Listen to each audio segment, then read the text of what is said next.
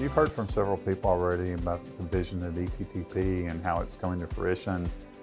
It didn't just happen, of course. It took a lot of planning, a lot of execution, and a lot of partnerships. And what I want to talk about today is some of the planning that went into that, specifically a closure plan, in-state enclosure plan that we developed. Most people just call it a closure plan. But it was a detailed look at where are we, what's left to be completely finished, and how we're going to get there. We had to do it in a way that really accounted for every acre of the site. Because we do have an integrated in-state, and you clean up a little differently for an historic park than you do for an industrial park, as you do for a place that's going to have a walkway or a greenway through it. And so we had to start doing that planning and plan for every square foot, we say sometimes. One of the ways we were able to do that was we broke the site down into 12 geographic areas and looked at each area, how it would be used, how it's already being used, and what was necessary to get there. We developed punch lists for those. So it's very clear what's needed. And developing that list was based on how the land was going to be used and who was going to be occupying it. So where we're at is all the buildings are down basically. We've got a few small structures that are still left that we're using for our final cleanup work. We only have a few exposure units left to complete, and those will be done in 2023.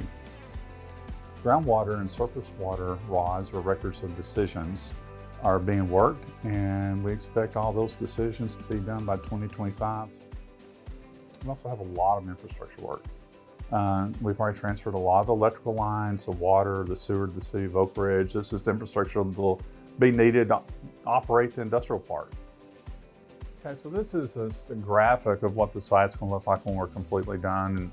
The purple indicates all the areas that will be in the industrial park.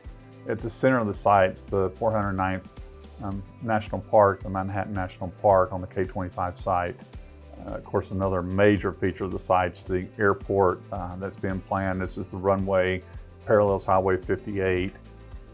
This light green is the green space that will be integrated throughout the site. This is property that will be transferred to TWRA, but the idea here is it'll be a connector for all the green space. We've got 3,000 acres for the Black Oak Ridge Conservation Easement up here to the site and extending further to the east. And just trying to have an integrated in-state that makes sense, that draws people in not just to work, but to recreate and enjoy the beauty of East Tennessee and all this site has to offer. As far as transfer, that's really our end goal. And so, we get the buildings down, we clean up the soil, and then we transfer the property. The Crowett becomes the owner, and then Crowett markets the property to private businesses.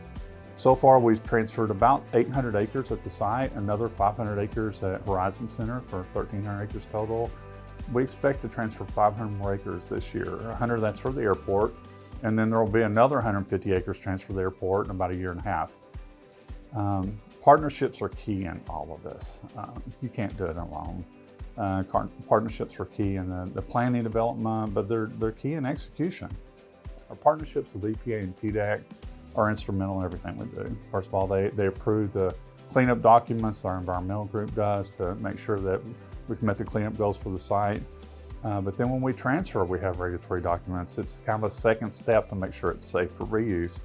Our partnership with Crowett obviously has to be key. They are the main in-state owner here. And so we work with them to determine what land's most needed by them. Another key partner is the city of Oak Ridge. We work with them on pretty much a daily basis. They're taking on the infrastructure I already mentioned about. There's some property we'll be transferring to them. We have the airport project, the General Aviation Airport.